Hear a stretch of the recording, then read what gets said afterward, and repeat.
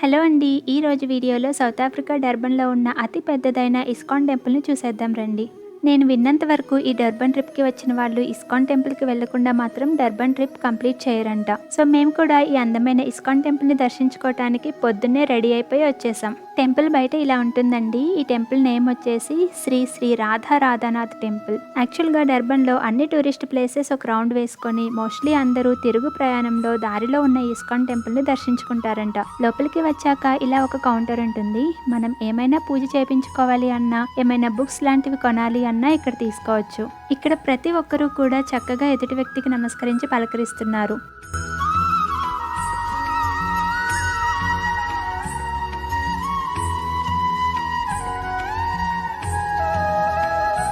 ఇంకా గుడి లోపలికి వస్తే ఇలా చాలా విశాలంగా చాలా పెద్ద టెంపుల్ అనే చెప్పాలండి. ఈ గుడిలో ఎక్కడ చూసినా అద్దాలతో చాలా బాగా నిర్మించారు. ఒక్క మాటలో చెప్పాలంటే మాకు ఒక అందమైన అద్దాల మేడలోకి వచ్చినట్టుంది. ఇంకా రాధాకృష్ణుల విగ్రహాలు అయితే ఎంత చూసినా తనివి తీరటం లేదు, అంత అందంగా అలంకరించారు. రాధాకృష్ణుల మండపం కూడా చాలా బాగుందండి. పూలతో లైట్స్తో చాలా బాగా అలంకరించారు.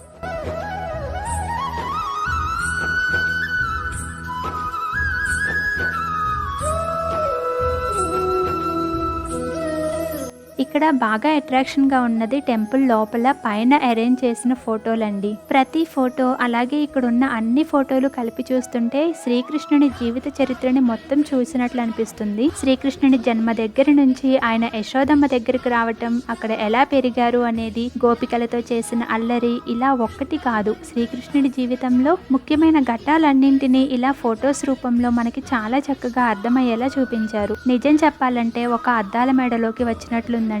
మీరే చూడండి, బోలెడన్ని అద్దాల మధ్య శ్రీకృష్ణుని జీవిత చరిత్రని ఇలా పెద్ద పెద్ద ఫోటోల రూపంలో అమర్చితే ఎలా ఉంటుంది అనేది.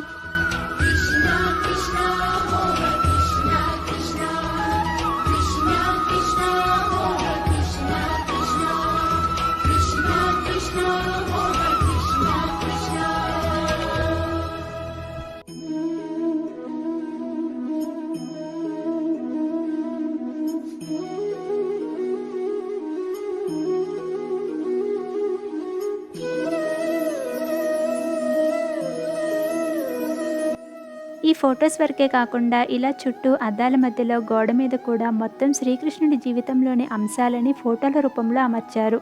మేము టెంపుల్కి వెళ్ళిన వీక్లో ఇక్కడ ఏదో పెద్ద పండుగ ఉందంట. సో దానికోసం వీళ్ళు ఇప్పుడు టెంపుల్ మొత్తం క్లీన్ చేస్తున్నారు. లేదంటే టెంపుల్ లోపల ఇంకా చాలా బాగా అలంకరించి ఉంచేవారంటండి. అలాగే వీళ్ళు రాధాకృష్ణుల అలంకరణ కూడా చాలా ఎక్కువ న్యాచురల్ ఫ్లవర్స్తో చాలా బాగా అలంకరిస్తారట. వీళ్ళు ఇప్పుడు టెంపుల్ని క్లీన్ చేస్తుండడం వల్ల మనం రాధాకృష్ణుల్ని ఆ అలంకరణలో చూడటం మిస్ అవుతున్నాం.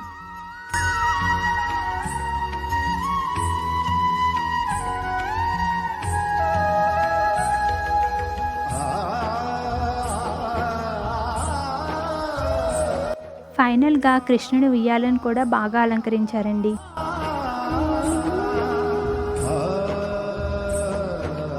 అలాగే ఇక్కడ టెంపుల్లో గోవిందాస్ రెస్టారెంట్ అని ఒక ప్యూర్ వెజిటేరియన్ రెస్టారెంట్ ఉందండి. టెంపుల్ కింద ఫ్లోర్లో ఈ రెస్టారెంట్ ఉంటుంది. ఇక్కడ పెద్ద ఫిష్ ఫౌంటైన్ ఉందండి. అందులో ఎన్ని రకాల రంగురంగుల ఫిషెస్ ఉన్నాయో వాటిని చూస్తుంటే ఇక్కడ నుంచి వెళ్ళాలనిపించలేదు. చాలా కలర్ఫుల్ గా, మైండ్ కి చాలా రిలాక్స్ గా అనిపించింది. వీటికి మనం ఫుడ్ కూడా పెట్టొచ్చంట, కానీ మనం తెచ్చుకున్న ఫుడ్ మాత్రం పెట్టకూడదు. లోపల రెస్టారెంట్ లో ఫిష్ ఫుడ్ అమ్ముతున్నారు. మనం పర్చేస్ చేసి ఈ రంగురంగుల ఫిషెస్ కి ఫుడ్ పెట్టొచ్చు. మాకు ఈ టెంపుల్ కి వెళ్ళమని సజెస్ట్ చేసిన ఫ్రెండ్ ఈ రెస్టారెంట్లో ఫుడ్ చాలా బాగుంటుందని, కంపల్సరీగా ట్రై చేయమని మరీ చెప్పింది. ఇంకా అలా చెప్పాక మనం ట్రై చేయకుండా ఉంటామా? సో మేము దర్శనం అయిపోయాక తిందామని ఈ రెస్టారెంట్ లోపలికి వచ్చాము. ఫుడ్ వెరైటీస్ అయితే చాలా ఉన్నాయండి. ఎవరికి నచ్చినవి వాళ్ళు ఆర్డర్ చేసేసాము. రెస్టారెంట్ అంబియన్స్ కూడా చాలా నీట్ గా మెయింటైన్ చేస్తున్నారు. పొద్దున్నే ఇక్కడ ఏ టిఫిన్ ఐటమ్స్ ఉంటాయి అనుకొని వచ్చాము, కానీ ఇక్కడ చాలా రకాల రైస్ ఐటమ్స్ ఉన్నాయండి. రైస్ ఐటమ్సే కాదు, ఇక్కడ చాలా రకాల స్వీట్స్ కూడా ఉంటాయి. మరి చూసారు కదా, ఈ వీడియో మీకు నచ్చినట్లయితే